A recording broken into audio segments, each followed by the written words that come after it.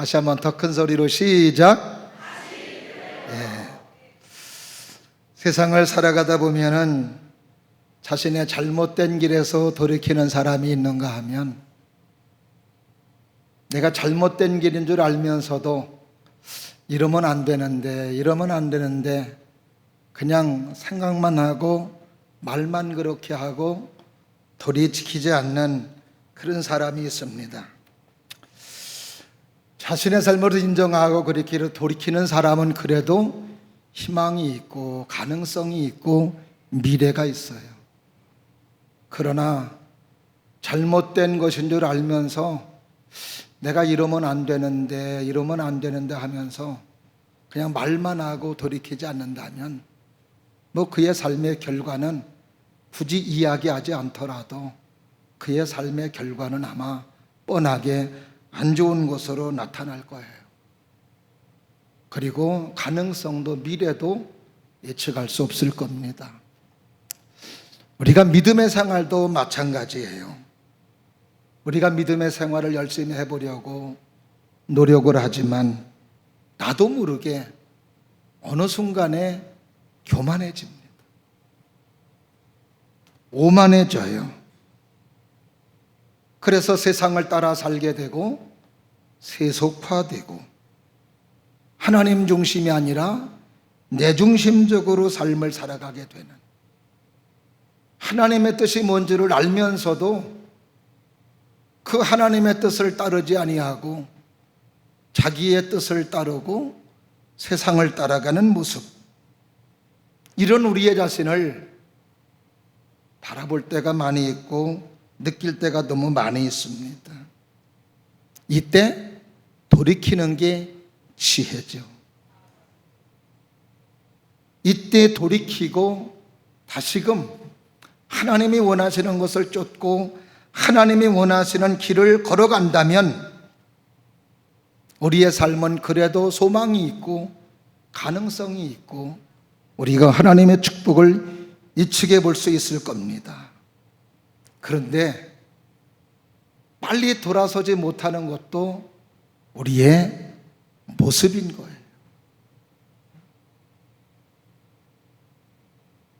좀 더 빨리 깨닫고 돌아서서 하나님이 기뻐하시는 사람으로 살아갈 수 있는 지혜로운 믿음의 사람들이 될 수 있기를 주의 이름으로 축원합니다. 근데 우리가 신앙생활을 하면서 감사한 것 가운데 하나는 하나님께서 잘못된 길을 갈 때 우리의 의지만 생각하시는 게 아니더라고요. 때로는 하나님께서 우리의 잘못된 길을 어거지로 바꾸셔서 우리에게 축복해 주시기 위해서 어떤 사람을 끊임없이 보내서 말씀해 주시기도 하고, 어떤 사건을 통하여 이게 하나님께서 나에게 돌아보라는, 돌이키라는 하나님의 사인이구나 하는 음성을 들려주실 때가 많이 있다는 겁니다. 이 음성을 듣고 이게 하나님의 사인이고 이게 하나님의 신호이고 그것을 하나님의 음성으로 듣고 돌아서면 나의 삶에 미래가 있고 나의 삶에 축복이 있고 나의 삶에 은혜가 있지만, 이걸 무시하고 그냥 돌이키지 않는다면 그의 삶은 우리가 굳이 이야기하지 않더라도 안 좋은 결과로 나타날 것은 뻔하다 이 말이죠.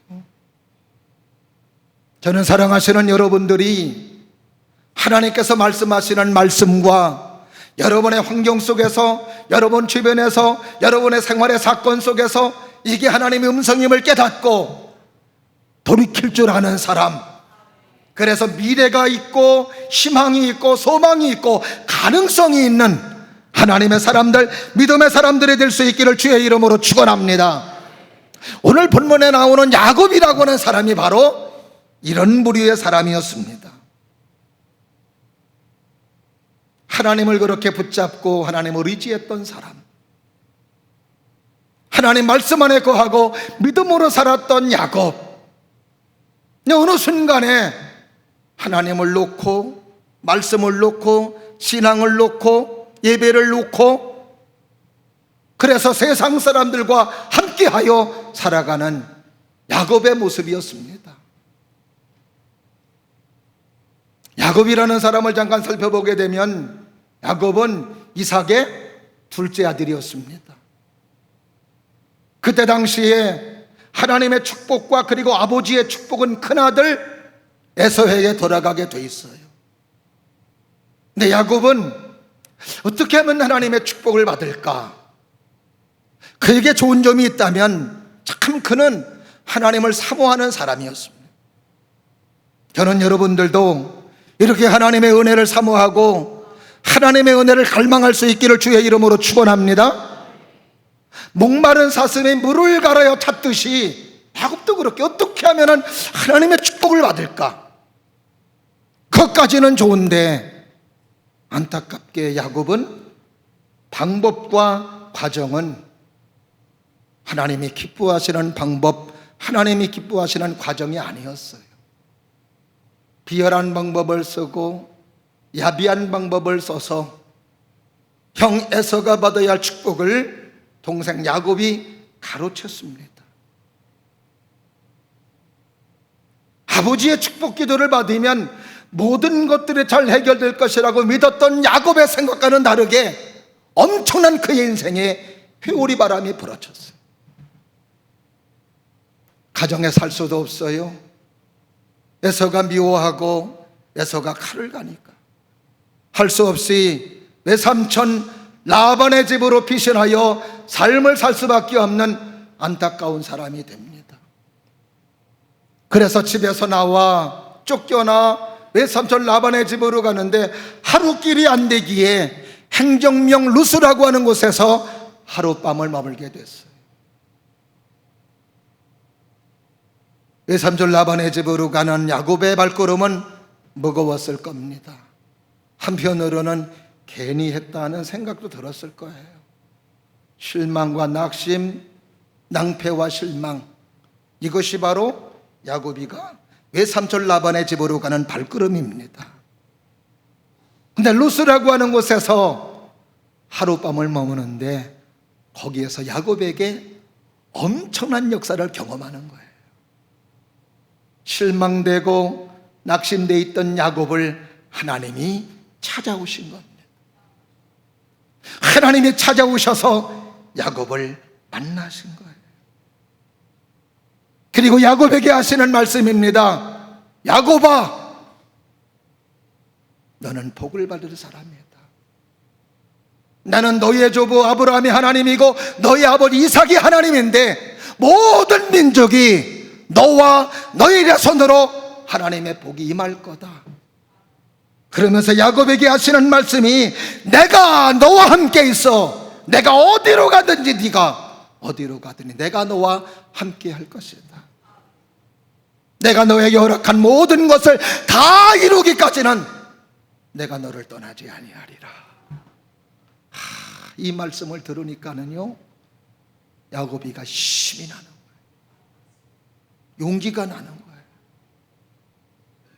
그래서 야곱이가 거기에서 깨어서 하나님 앞에 단을 쌓고 그리고 하나님 앞에 서원을 하고 하나님 앞에 다짐을 합니다. 여기가 하나님의 집이라고,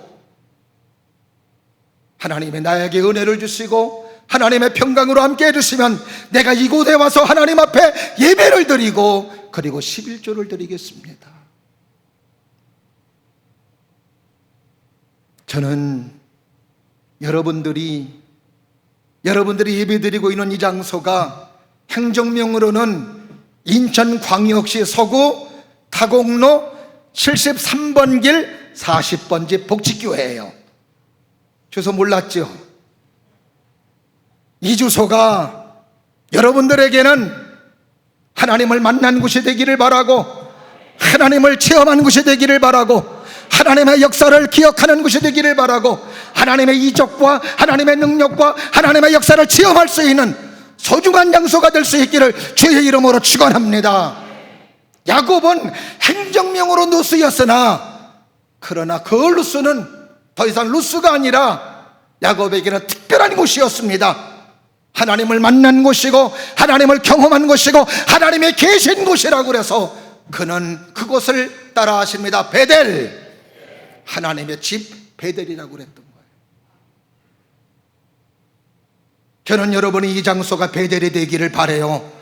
여기에서 뜨겁게 하나님을 만나고 여기에서 뜨겁게 하나님을 체험하고 여기에서 뜨겁게 하나님을 경험함으로 말미암아 잊을 수 없는 곳, 하나님을 만났던 곳이고 은혜가 임했던 곳이고 나의 영혼이 세워졌던 곳이고 내가 하나님의 축복을 받은 곳이라고 말할 수 있는 생명의 장소 베델이 될 수 있기를 주님 이름으로 축원합니다.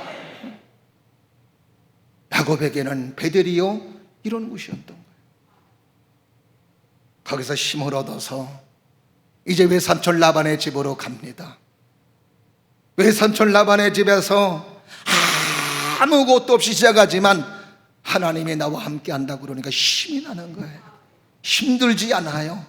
소망이 있고 미래가 있고 가능성이 있으니까. 그래요. 올해 환경이 중요한 게 아닙니다. 중요한 건 뭐예요? 하나님의 나와 함께 하시느냐가 중요한 거예요. 하나님이 함께 하시면 사망이 음침한 길을 갈지라도 주께서 나와 함께 하심이라는 하나님의 말씀 때문에 힘이 있게 용기 있게 믿음으로 살아가는 줄로 믿으시면 아멘. 야곱이가 그런 거죠. 그래서 하나님의 축복의 사람이 돼요. 20년이라고 하는 기나게 노예와 같은 생활이었어도요, 시간 가는 줄 모르게 잘 살았습니다. 가정도 이루었어요. 부인도 얻었습니다. 자녀도 얻었습니다. 많은 재산도 불어났어요. 그렇게 평안하고 그렇게 많은 재산을 얻으니 하나님께서 야곱아 너의 출생지 베델로 돌아가야 되지 않겠냐, 그 말씀을 듣고 야곱은 자기의 출생지 베델로 돌아가는 거예요. 근데 돌아가는데 소식이 들리기를 20년이 지났는데 아직도 에서가 칼을 갈고 자기를 죽이겠다는 것이었습니다. 이때 야곱은 형 에서의 마음을 녹이기 위해서 재산을 보내고 가족을 보내고 조카를 보내요. 부인을 보냅니다. 형의 그 노여움을 풀어주기 위해서. 그런데도 형 마음이 풀어지지 않아요. 약복강에서 하나님 앞에 간절히 기도합니다. 형 해소의 칼이 와서 내 목을 치기 전 하나님의 응답이 와야 되고 하나님의 도움이 와야 됩니다. 하나님 은혜를 주세요. 간절히 기도하니 하나님은 그 기도를 들어주시사 야곱과 에서가 화해를 이루고 할렐루야, 다시금 큰 고비를 넘어서 하나님의 축복의 사람, 은혜의 사람 야곱이 돼요. 그러면 이제 뭐만 하면 돼요? 베델에 가서 하나님을 경배하고 하나님을 찬송하면 되는데, 야곱이가 평안함을 그리고 하나님으로부터 주신 하나님의 축복 은혜가 많음에도 불구하고 그 베델에 가서 하나님 앞에 예배하고 기도하는 걸 다 까먹는 겁니다.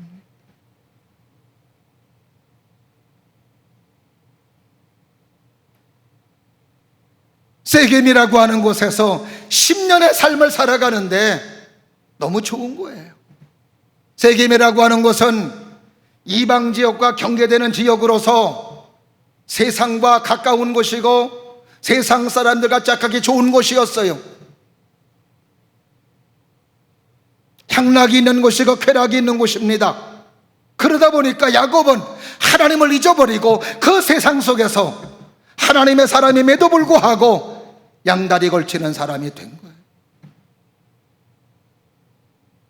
이상하죠, 사람이?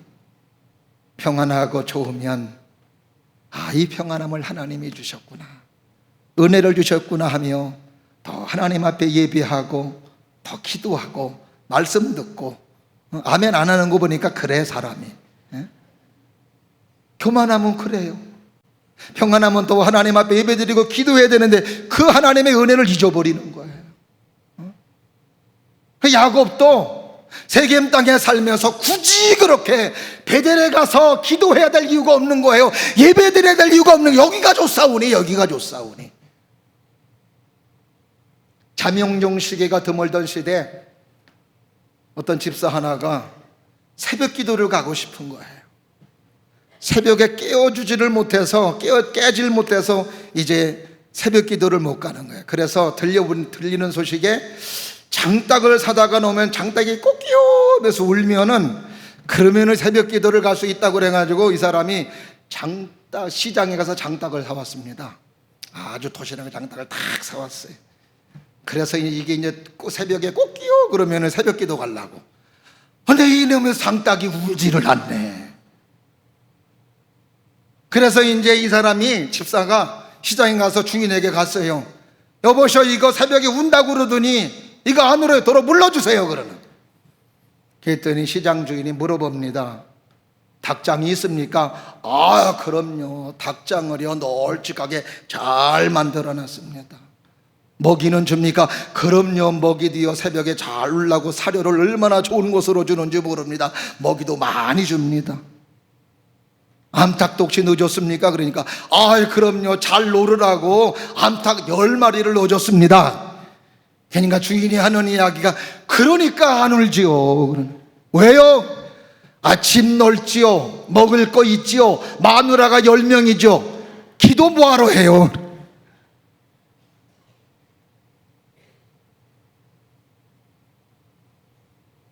사람이 평안하면 더 기도하고 주신 것이 하나님의 입니다 그래야 되는데 그러지를 않는 거예요. 그러다가 결국 10년 지났을 때 그 야세겜에서 야곱에게 큰 사건이 터지는 거예요. 야곱의 딸 디나가 성폭행을 당해요. 거기서 야곱은 깨닫습니다. 내가 베델을 잊어버렸구나. 하나님을 잊어버렸구나. 말씀을 잃어버렸구나. 은혜를 잃어버렸구나. 그래서 그는 다시금 가족들과 함께 베델로 올라가자고 하며 올라가는 모습이 오늘 본문의 말씀입니다. 이제 2024년도가 6개월이 지났어요. 1월 달에는 어느 해보다도 열심히 성경 봐야지, 열심히 기도해야지, 열심히 말씀으로 살아야지, 이런 마음을 분명히 가졌을 줄로 믿습니다.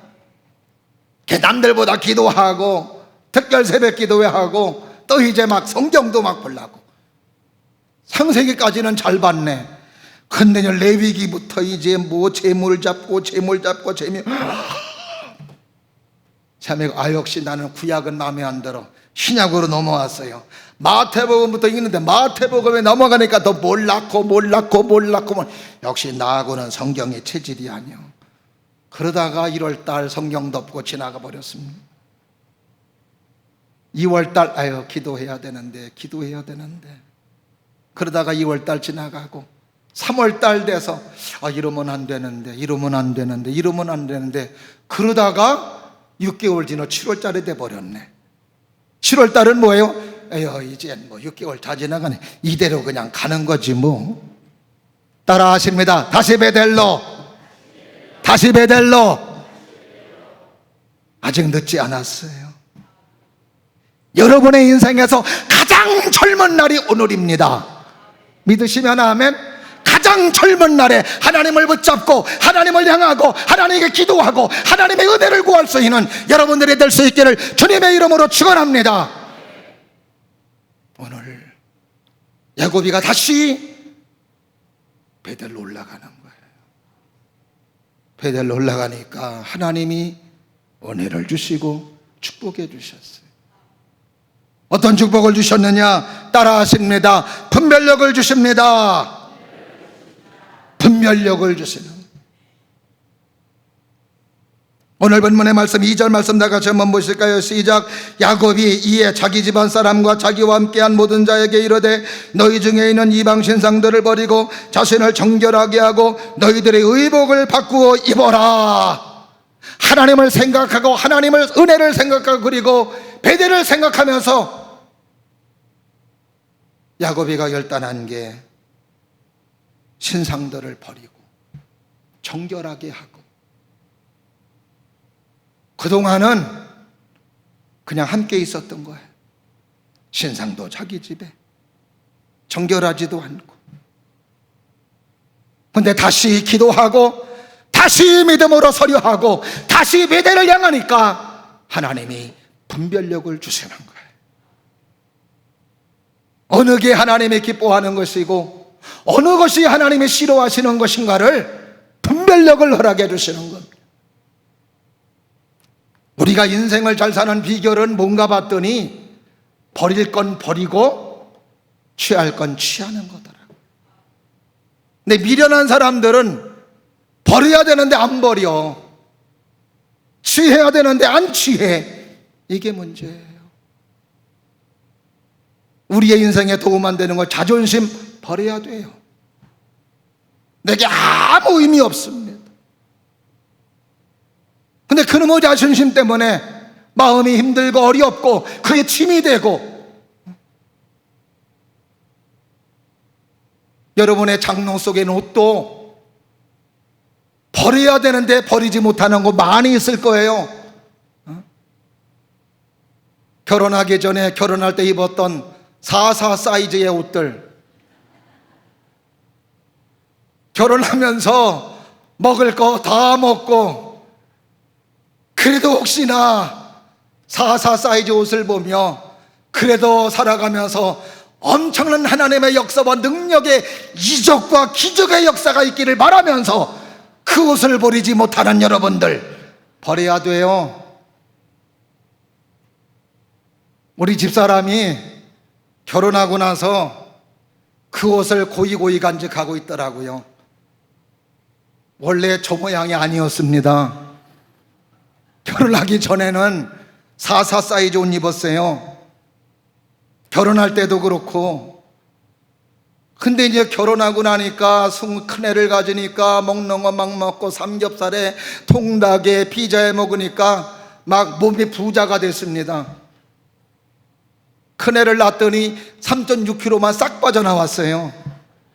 그래도 그 옷을 버리지 못하더라고. 하나님의 역사와 기적의 역사가 있기를 바라면서 그 옷을 버리지 못하고 있는데 하나님의 기적의 역사는 나타나지 않았습니다. 결국 6년 지나서야 후배 사모 주는 거 봤어요. 너 입으라고. 버려야 돼요. 자존심 버리고 명예 버리고 이런 것들을 버려야 우리의 삶의 축복이 되고 우리의 삶의 은혜가 되는 줄로 믿습니다. 돈도 버는 것만이 능사가 아니더라고요. 잘 써야 돼. 이렇게 주라. 그러면 누르고 늘고 넘치도록 채워주시리라. 아멘. 버는 것만큼 잘 써야 돼요. 그러면 하나님께서 잘 쓸 수 있도록 하나님이 계속해서 공급해 주시고 저는 여러분들의 삶의 터전에 여러분의 가정에 하나님에게서 공급해 주심으로 여러분이 잘 쓰므로 말미암아 잘 써서 하나님이 계속해서 공급해 주시는 은혜가 있기를 주의 이름으로 축원합니다. 교회 재정도 잘 써야 돼요.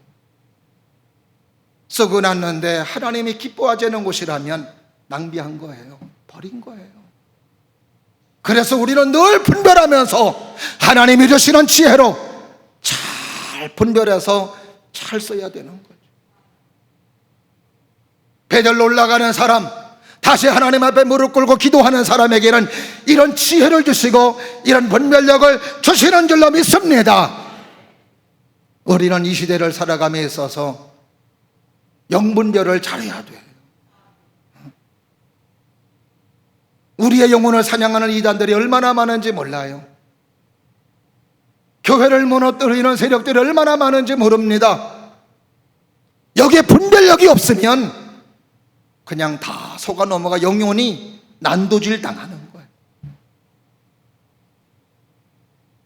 그래서 요한일서 4장 1절 말씀에서도 사랑하는 자들의 영을 다 맺지 말고 오직 영들이 하나님께 속하였나 보라. 분별하라. 많은 선지자가 거짓 선지자가 세상에 나왔음이니라. 영을 분별하지 아니하면 내 영혼이 망가진다는 거예요. 우리의 영혼을 사냥하는 이단들이 득세하고 있는 이때에 우리가 다시금 기도해서 다시금 하나님을 향함으로, 그래서 마귀 역사구나, 하나님의 역사구나. 가룟 유다가 왜 그렇게 예수님을 팔아버리는 비참한 사람이 되느냐? 요한복음 13장 2절에 보니까 가룟 유다의 마음속에 악한 마귀가 예수 팔려는 생각을 넣음으로 말미암아 가룟 유다는 예수 팔아버리는 사람이 됐다는 거예요. 그래서 우리는 오늘도 하나님의 말씀을 예배를 드릴 때 영적인 센서가 작동하는 겁니다.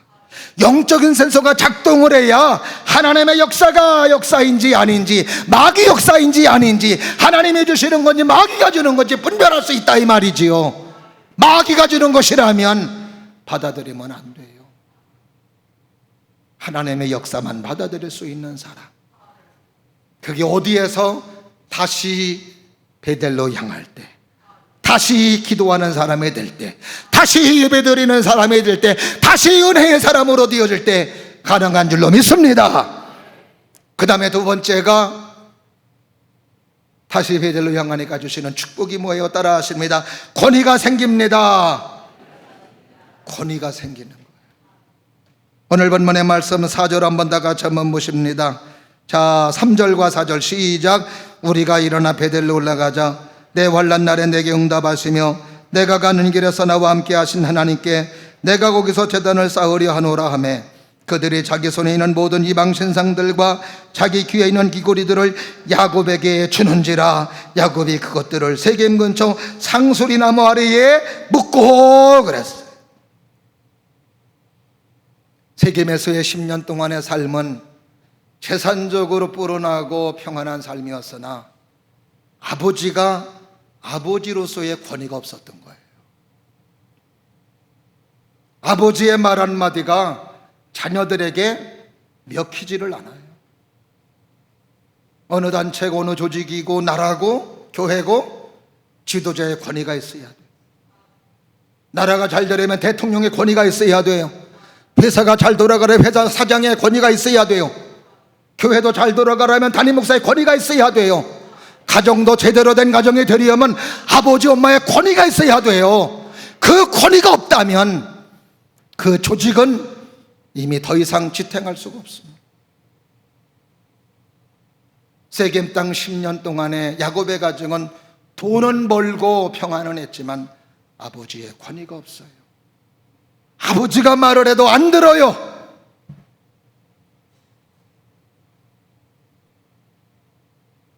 그런데 오늘 본문의 말씀 보니까 아버지가 베델로 올라가자,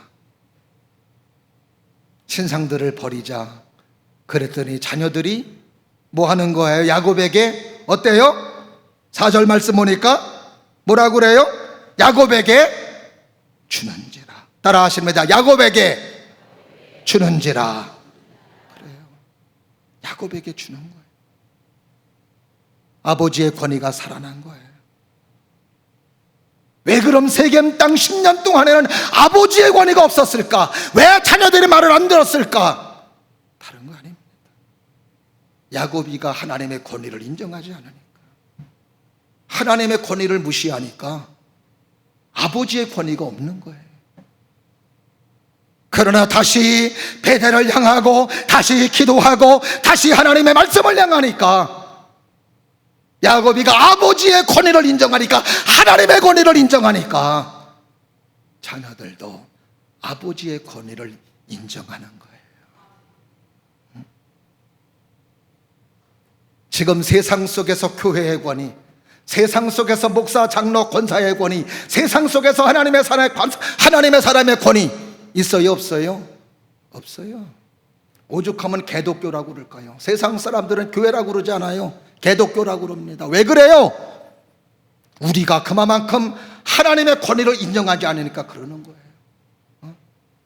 한국 교회가 하나님의 권위를 인정하지 않으니까, 내가 하나님의 권위를 인정하지 않으니까 세상 사람들은 우리를 우습게 보는 겁니다. 초대교회는 핍박이 있었어도요, 권위가 있었어요.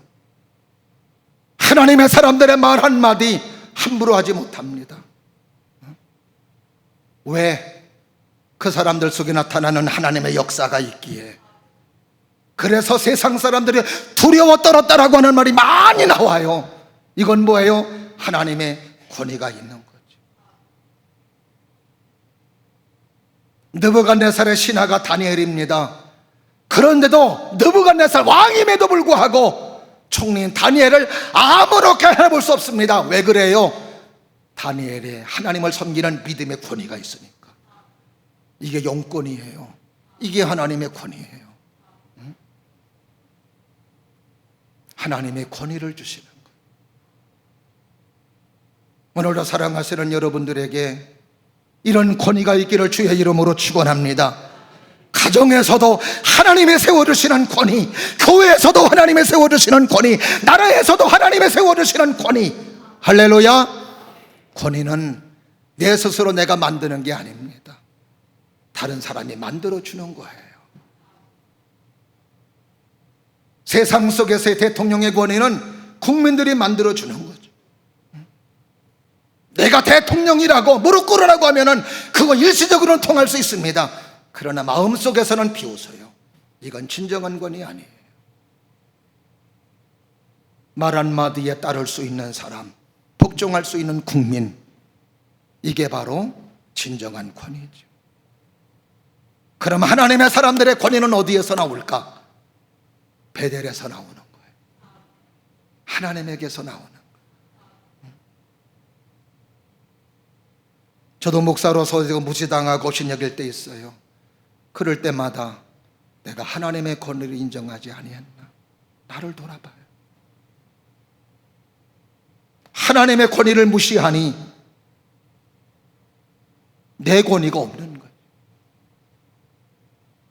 그러나 내가 하나님의 권위를 세워드리고, 내가 베델에서 하나님의 권위를 세워드리고, 내가 기도해서 하나님의 권위를 세워드리면 하나님은 여지없이 우리를 세워주시는 거예요. 저도 그렇고 여러분들도 그렇고 하나님의 세워주시는 하나님의 사람들이 될 수 있기를 주의 이름으로 축원합니다. 그래서 어린 사람일지라도 하나님의 역사가 나타나면, 베델에 있으면 하나님의 권위가 드러나는 거예요. 디모데가 어리지만 하나님의 사람이었기에 하나님의 권위가 있었던 겁니다. 그래서 사도 바울은 디모데전서 4장 12절 13절 말씀에서 디모데에게 이렇게 말하는 겁니다. 누구든 네 연수함을 업신여기지 못하게 하고 오직 말과 행실과 사랑과 믿음과 정결에 있어서 믿는 자에게 본이 되어 내가 이를 때까지 읽는 것과 권하는 것과 가르치는 것에 전념하라. 네가 나이 어리다고 업신여기지 않으려면 뭐 해야 된다는 거예요? 하나님의 말씀을 부지런히 가르치고 하나님의 말씀을 읽는 일에 전념할 때 하나님의 너의 권위를 세워주실 것이다. 아멘. 우리 모두가 하나님의 권위로 살아가기를 주님 이름으로 축원합니다. 마지막으로 따라하십니다. 복잡한 것이 정리가 됩니다. 할렐루야. 오늘 5절부터 7절까지 다 같이 한번 보실까요? 5절에서 어디를 보냐 하면은요, 야곱이부터 보세요. 야곱의 아들, 시작. 야곱의 아들들을 추격하는 자가 없었더라. 야곱과 그와 함께한 모든 사람이 가나안 땅 루스 곧 베델에 이르고 그가 거기서 제단을 쌓고 그곳을 엘베들이라 불렀으니 이는 그의 영의 낯을 피할 때에 하나님이 거기서 그에게 나타나셨음이더라. 아멘. 야곱의 아들들이 세겜에 있는 남자들 다 속여서 다 죽이니까는요, 주변의 사람들이 몰쳐와서 저 야곱의 가족들을 죽이겠다고 쫓아오는 거예요. 그런데요, 하나님께서 그들이 야곱의 가문을 두렵게 하는 거예요. 하나님이 권위를 세워주신 거예요. 그러면서 추격하는 자가 하나도 없는 거예요. 그래서 베델에 무사히 가서 하나님 앞에 예배드리고 하나님을 찬송하며 그의 복잡했던 문제들이 해결이 다 됐던 것이었습니다. 사랑하시는 여러분, 우리 인생이 하나만 잘 되면, 이것만 해결되면 잘 되겠지 하겠지만 그렇지 않은 거 여러분 아시죠? 꼬리에 꼬리를 계속 물어요. 성사가 있는 교회들 보면은 그 송사의 문제, 요구 문제만 딱 해결되면 아니에요. 계속 꼬리에 꼬리를 물고 계속해서. 그래서 결국 그런 일들이 있을 때 교회가 우리 이거저거 다 덮어버리고 하나님 앞에 두 손 모으고 기도합시다. 아멘. 그럴 때 해결이 되는 거예요. 아이들도 보세요. 대학만 들어가면 뭐 잘 된다. 대학 들어가면 다 되나요? 아니요. 졸업도 해야 돼요. 졸업하면 다 되나요? 졸업은 취업도 해요. 취업은 더 어려워요. 취업만 되면 다 되나요? 취업 들어가서도 또 동기들은 또 대리 달지, 계장 되지, 과장 되지. 거기에 또 뒤처지면 안 되니까 또 스트레스 받지. 결혼도 해야 되죠. 또 애기 생겨야지. 애기 생기면 또 뭐 공부시켜야 되지. 계속 문제를 낳는. 이런 걸 어떻게 우리의 힘으로 해결할 수 있습니까? 따라 하십니다. 믿음은, 목소리가, 믿음은 복잡한 것을 단순하게 한다. 할렐루야. 믿음은 복잡한 것을 단순하게 하는. 믿음은 단순한 거예요. 이거저거 다 따지지 말고 하나님께 맡기는 거예요. 아멘. 그러면 하나님이 막아주실 것 막아주시고 해결해 주시고 은혜를 주시는, 할렐루야, 이런 역사가 우리의 삶에 있는 줄로 믿습니다. 이제 7월달, 이제 2024년도 꺾어졌어요. 이대로 가면 안 돼요. 새롭게 결심했었던 1월달에 그 마음 살아나기를 바라고, 다시 믿음의 고삐를 부여잡고 다시 기도하는 사람, 다시 말씀의 사람, 다시 예배의 사람, 따라 하십니다. 다시 기도의 사람, 다시 베델로, 다시 예배의 사람, 다시 말씀의 사람. 할렐루야. 그래서 하나님이 여러분의 삶에 권위를 주시고 여러분의 삶을 축복해 주시고 여러분의 삶에 아름다운 열매로 영광 돌리게 할 수 있는 귀한 삶이 될 수 있기를 주님의 이름으로 축원합니다. 기도하겠습니다. 은혜가 풍성하신 하나님 아버지 감사합니다.